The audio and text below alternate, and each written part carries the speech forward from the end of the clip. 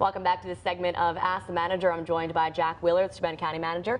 Good morning, or good afternoon. Good afternoon, I'm yes. so used to saying good morning to people on this show, but it's actually afternoon. All right, so we're talking about National Police Officers Week and National Corrections Officers Week that happened earlier in this month. Just a little recap, how you think they went for the county. I think it was awesome. We had a bunch of celebrations. This month it's very important to recognize, not only our past military service folks, but also police officers and corrections officers, like you mentioned.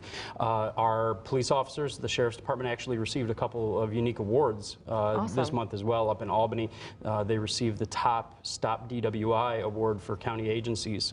We had almost 130 DWI arrests, which obviously keeps our streets much safer. Yeah. So that was a big deal. Deputy Josh Day, as has been reported on your news multiple times, in the death of unfortunate death of Trooper Nick Clark, he behaved valiantly and was recognized as the top deputy of the year up in Albany. And then we just recognize all of the service, the deputies, state troopers and local police officers who are in service. So Police Officers Week went great. Had a law enforcement memorial ceremony that the sheriff put on. And speaking of Trooper Clark, during that memorial, it was even more somber this year because Trooper Clark had just passed away in July. It was the first time since the Law Memorial Park was put up that unfortunately we did have a line of duty death in our county, or in the region, and his name was unfortunately added to that list. But it's important to recognize those folks. We try to all year long, but it's important to recognize them, and also corrections officers.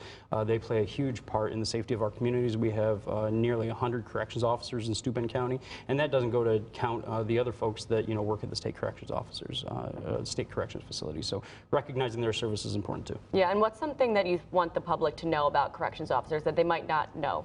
It's the role that they play is absolutely vital because they are unarmed in their facilities, so they're dealing with the most dangerous in our community. But when they're in that jail, they are unarmed, and they deal with a lot of unique situations where they have to use a lot of quick thinking, just like the police officers. But they do put their livelihood and their well-being in harm's way. So we thank them as well. Absolutely. And is there anything you would think you'd want to do differently next year for these events? Not necessarily. We'll still continue. The sheriff will absolutely continue the law enforcement memorial ceremony that he has, but just more recognition. We try to do press releases, and our chairman in the legislature. The legislature has been awesome in recognizing the service of the corrections officers and the deputies as well. So they really try to focus on that. So I'm sure they'll do the same type of publicity and try to get the word out there. All right, perfect. Thank you so much, Thank Jack, you for joining us this afternoon.